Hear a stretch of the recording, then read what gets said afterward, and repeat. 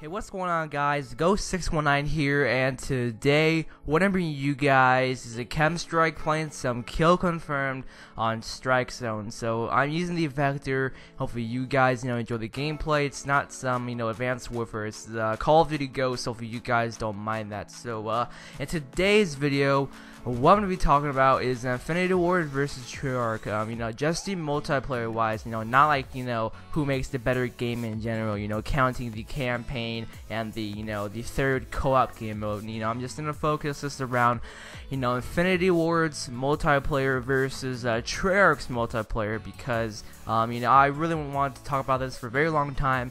And let's just get right into it. So this is gonna be opinion based, just off of my opinion. A lot of you guys, probably will have different opinions than myself. But if you guys, want to leave down your opinions down below, why Infinity Ward is better, or why Treyarch makes better multiplayer than Infinity Ward, go ahead and leave your comment down below. I really want to see your guys' thoughts on this. So let's get right into it with the first thing with Infinity Ward games as well as Treyarch games. Is the maps. So Infinity Ward games, in my opinion, the maps, the very slow pace, some of them are really good. For example, I do think Strike Zone's pretty good. Going back to MW3, that game, did have a lot of good maps. I think Underground was pretty good. Dome, Sea Town, there were a lot of good maps in Infinity Ward games, but most of them were like, really so slow paced. They were like dark and colorless.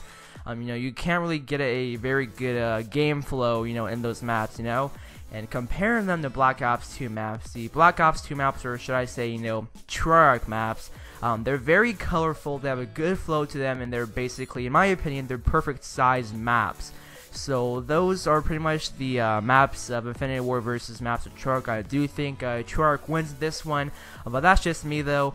And the next thing that we are going to talk about is the guns. So Infinity Ward guns versus Treyarch guns. So I think that the Infinity Ward guns, they tend to be very, very powerful. For example, the ACR from Modern Warfare 2, the ACR from Modern Warfare 3, the MP7 as well from Modern Warfare 3, very powerful guns. And I think that, there are a lot of guns to use as well in Infinity Ward games, but, people tend to use, like for example in MW3, people tend to use only the ACR and the MP7. And with MW2, I think that you could use a lot of guns, like for example the AK-47, the ACR, the UMP. You could use a bunch of guns in Modern Warfare 2. But I do think that Infinity Ward guns, most of them are powerful, most of them, dominate the game, and it's sometimes, unfair as well. Going to Treyarch guns, I think that, they really have a good balance of guns, man. Like, I don't think that with Black Ops 2, none of them were very overpowered. Like the AA-94 is pretty powerful, but you can use some guns like the MAA-1 and like the Scar H and stuff. You could use a lot of weapons in Black Ops 2, a lot of weapons in Treyarch games in general, because going back to Black Ops 1, when I first played it, I used to use the Galil, the AUG, the FAMAS, the AK-74U. You could use a lot of guns in Treyarch games. With Infinity Ward games, you can't really do that, I guess, per se, because in Call of Duty Ghost is, there's like honey badgers and Remingtons and vectors all up in your forehead and stuff, and over here in Treyarch games, it's not really like that. There's not like that one gun that everyone uses, because Treyarch games, in my opinion, have the best flow of weapons. They know how to balance their game out. With Infinity Ward, I don't think they do that as well. So that's with the guns. Treyarch wins this one. So far, I think that Treyarch does have the best maps and best guns. So the next thing, it is going to be the perks. So with the perks in Infinity Ward games, I prefer the perks for Infinity Ward games just because they keep it simple and nice, man. MW2, in my opinion, had some of the best perks in the game. It had, like, it had pro perks as well, just regular perks as well. And I think that, like I said before, they keep the perks simple and nice. So with Treyarch games, it's kind of hard to understand. At least for me, Black Ops 1 perks are pretty hard to understand. Like, maybe just because I was a young kid back then, I was like 10. Yeah, I think I was like 10 or 11 when Black Ops 1 came out, but I do remember, like, straight off my head, I do remember the perks like Ninja Pro and stuff, and Hacker Pro, I believe it was called. So I think that I'm gonna have to go with Infinity Ward games with the perks. At least I think they have you know, better perks. That's just my opinion though, than Treyarch games. So nothing much about the perks. The next thing with Infinity Ward and Treyarch is the leveling up system. So we all know with Call of Duty Ghosts, you know, you level up like really slow in that game, man. You know, I think that Infinity Ward games, it takes a long time to hit, you know, whatever the max prestige in that game. You know, MW3, it took a very long time as well to level up. There's 80 levels.